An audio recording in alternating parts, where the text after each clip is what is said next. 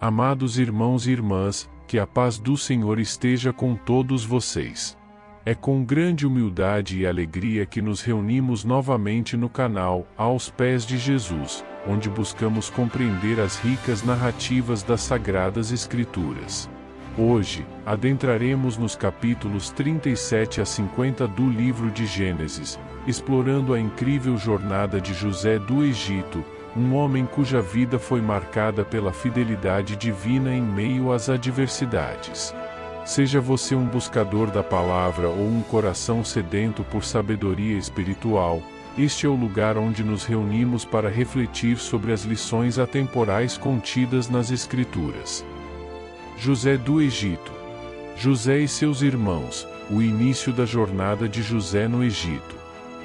José, filho de Jacó, é amado por seu pai, mas isso desperta o ciúme de seus irmãos. José tem sonhos simbólicos que indicam sua futura autoridade sobre seus irmãos. Ele compartilha esses sonhos, aumentando a hostilidade de seus irmãos. Os irmãos de José estão pastoreando o rebanho longe de casa, e Jacó envia José para verificar seu paradeiro. Ao se aproximar, os irmãos de José conspiram para matá-lo, mas Rúben, o mais velho, sugere que o joguem em um poço. Mais tarde, José é vendido como escravo a comerciantes ismaelitas que o levam para o Egito. Seus irmãos enganam Jacó, mostrando a túnica de José tingida de sangue e fazendo-o acreditar que um animal o devorou. José é vendido como escravo a Potifar, oficial de Faraó. Enquanto isso, os irmãos de José enganam Jacó, fazendo-o acreditar que José foi devorado por um animal. A túnica de José é mergulhada no sangue de um animal, e Jacó a reconhece, lamentando a suposta morte de seu filho. Judá e Tamar, uma história de enganos e justiça. Judá se casa e tem 3 filhos, Onã e Selá. Judá arranja o casamento de com Tamar, mas é mau aos olhos do Senhor e morre. Judá instrui Onã a cumprir a lei do levirato, mas Onã também morre porque age de maneira desonesta. Tamar, ao perceber que Judá não dará seu terceiro filho, Selá, em casamento, disfarça-se e seduz Judá, concebendo gêmeos. Judá, ao saber da gravidez de Tamar, reconhece a justiça dela e a absolve. Tamar dá à luz gêmeos, e durante o parto, uma mão estende um fio escarlate, identificando o primogênito, Pérez. Zerá, o outro filho, nasce em seguida. Pérez é registrado como ancestral de Davi e, eventualmente, de Jesus. A história destaca a justiça de Tamar em buscar a continuação da linhagem de Judá. José no Egito, tentação e prisão. José é vendido como escravo ao egípcio Potifar. Deus abençoa José, e ele ganha a confiança de Potifar, sendo colocado como mordomo de sua casa. José faz Potifar prosperar. A esposa de Potifar tenta seduzir José, mas ele se recusa por respeito a Deus e a Potifar. Ela o acusa falsamente, resultando em José sendo jogado na prisão. Mesmo na prisão, Deus está com José, que encontra favor aos olhos do carcereiro. O carcereiro confia a José a responsabilidade sobre os prisioneiros, e Deus continua abençoando tudo o que José faz. O carcereiro não se preocupa com nada do que está sob os cuidados de José. José interpreta sonhos na prisão. Na prisão, José encontra 2 servos de Faraó, o copeiro-chefe e o padeiro-chefe, ambos com sonhos. Eles estão perturbados, e José, ao vê-los tristes, pergunta sobre seus sonhos. O copeiro conta seus sonhos sobre a videira e as uvas, e José interpreta que em 3 dias ele será restaurado ao cargo de copeiro-chefe. Encorajado pelo resultado positivo, o padeiro conta seus sonhos sobre os pássaros que comem pão da cesta em sua cabeça. José interpreta que em 3 dias ele será enforcado. Tudo acontece conforme as interpretações de José. O copeiro é restaurado, mas o padeiro é enforcado. O copeiro, no entanto, esquece de ajudar José. José interpreta os sonhos de Faraó. Faraó tem dois sonhos intrigantes que perturbam seus conselheiros. O copeiro, finalmente, lembra-se de José e o apresenta a Faraó como alguém capaz de interpretar sonhos. José interpreta os sonhos de Faraó, prevendo 7 anos de abundância seguidos por 7 anos de fome. Faraó reconhece a sabedoria de José e o nomeia governador do Egito, encarregado de armazenar alimentos para os anos de escassez. José é exaltado a uma posição de autoridade, recebendo um anel, roupas finas e um carro. Ele se casa e tem 2 filhos, Manassés e Efraim. José gerencia com sucesso os anos de abundância, acumulando grãos para o tempo de fome iminente. José e seus irmãos, primeiro encontro no Egito. Devido à fome, Jacó envia seus filhos, exceto Benjamim, ao Egito para comprar alimentos. José, agora governador, os reconhece, mas eles não o reconhecem. José os acusa de serem espiões e os coloca sob custódia por 3 dias. José propõe um teste para verificar a veracidade das palavras de seus irmãos, enviando-os de volta com grãos e mantendo Simeão como garantia. Ele instrui que eles retornem com Benjamim para provar sua honestidade. Ao retornarem a Jacó, os irmãos relatam o ocorrido. Ao descobrirem que Simeão está detido no Egito, Jacó fica angustiado. Eles percebem que estão sendo punidos por suas ações passadas. José e seus irmãos, segundo encontro e revelação. A fome persiste, e Jacó instrui seus filhos a retornarem ao Egito para comprar alimentos. Judá assume responsabilidade por Benjamim e pede permissão para levá-lo, garantindo sua segurança. José, ao ver Benjamim, é emocionalmente tocado e prepara um banquete para seus irmãos.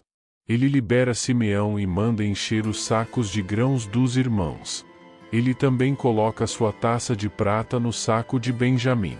Os irmãos, ao descobrirem a taça de prata no saco de Benjamim, ficam apreensivos.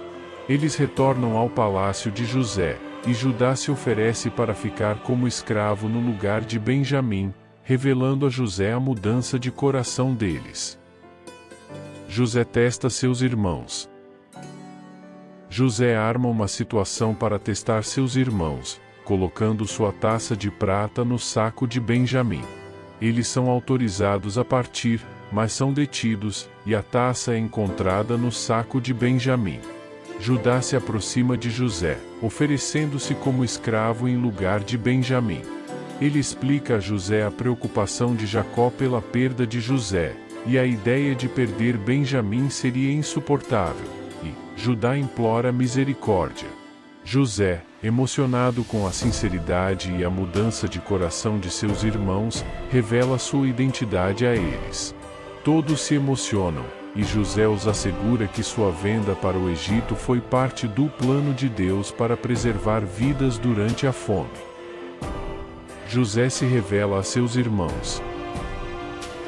José, incapaz de conter suas emoções, revela sua identidade a seus irmãos.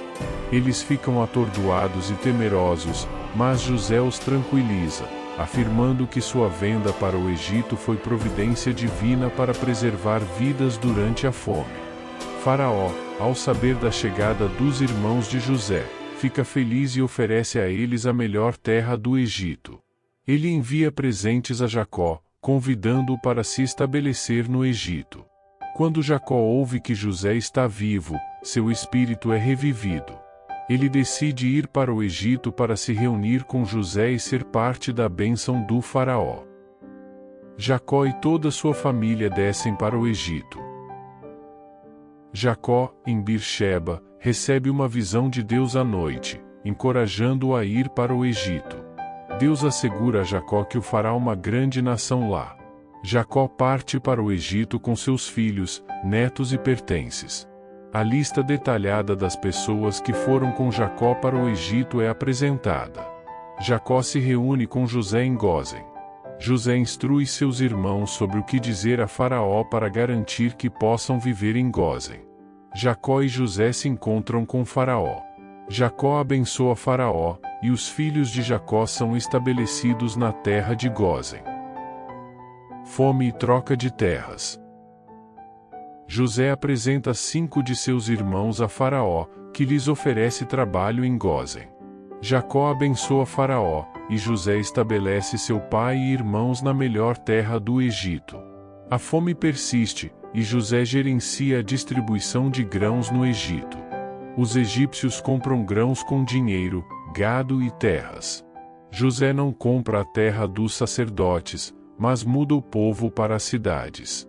Os filhos de Israel se estabelecem em Gósen, multiplicando-se e prosperando. Jacó vive no Egito por 17 anos, totalizando 147 anos de vida. Jacó abençoa os filhos de José. José é informado de que seu pai Jacó está doente, então ele leva seus 2 filhos, Efraim e Manassés, para visitar Jacó. Jacó adota os filhos de José como seus próprios, abençoando-os e profetizando sobre seu futuro. Ele coloca Efraim à frente de Manassés, abençoando-o com uma bênção superior. Jacó abençoa cada um de seus filhos individualmente, profetizando sobre o destino de suas tribos. Ele instrui seus filhos a enterrá-lo em Canaã com seus ancestrais. Profecia sobre as tribos de Israel. Jacó reúne seus filhos para profetizar sobre o futuro de cada um deles. Ele começa com Ruben, o primogênito. Jacó continua a abençoar e profetizar sobre seus filhos, dando a cada um uma bênção que reflete suas características e destinos futuros. Jacó dá suas últimas instruções a seus filhos e morre. José chora a morte de seu pai, e Jacó é embalsamado no Egito. A morte e o enterro de Jacó, a reconciliação final. Jacó é embalsamado, e José pede permissão a Faraó para levar o corpo de Jacó a Canaã para ser enterrado na caverna de Macela. Os irmãos de José, temendo represálias após a morte de Jacó, se aproximam de José pedindo perdão. José os tranquiliza, reafirmando que tudo o que aconteceu foi parte do plano de Deus para o bem. José vive até os 110 anos e vê a 3ª geração de Efraim. Antes de morrer, ele profetiza sobre o futuro do povo de Israel e pede que seus ossos sejam levados de volta a Canaã.